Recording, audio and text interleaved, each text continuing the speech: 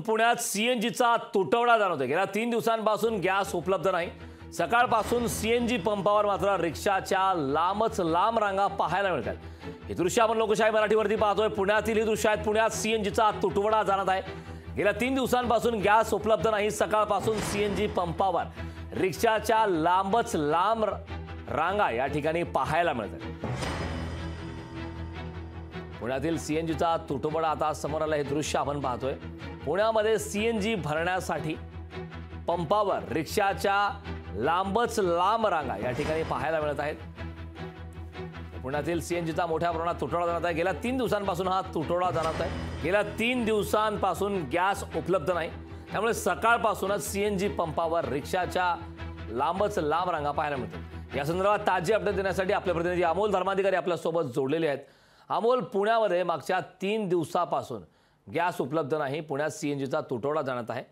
सध्या त्या ठिकाणचे ताजी अपडेट काय? कारण सकाळपासूनच सीएनजी पंपावर रिक्षांच्या लांबच लांब रांगा या लागल्याचे पाहायला मिळते। काय सांगाल याबद्दल? सध्याचे काय ताजे अपडेट्स आहेत? नक्कीच, आणि यामध्ये पुण्यातले जे रिक्षा चालक आणि सीएनजी चालक आहेत त्यांचे मोठ्या प्रमाणात हाल होतात।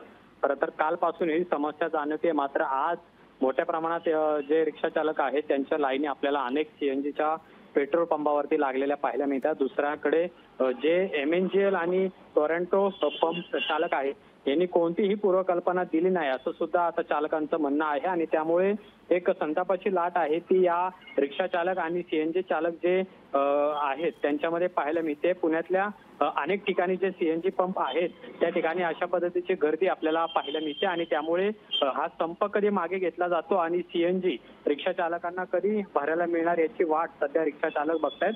पुण्यातल्या अनेक पंप चालक जे आहेत तिथं ही परिस्थिती आपल्याला सध्या पाहायला मिळते। वाहनांच्या 2 ते 2.5 किलोमीटरच्या रांगा आहेत ते सीएनजी पंपच्या बाहेर लागलेल्या पाहायला मिळत आहेत। नक्कीच अमोल, खूप खूप धन्यवाद या सविस्तर अशा माहितीबद्दल। लोकशाही मराठी ऐका, पहा, जागरूक रहा।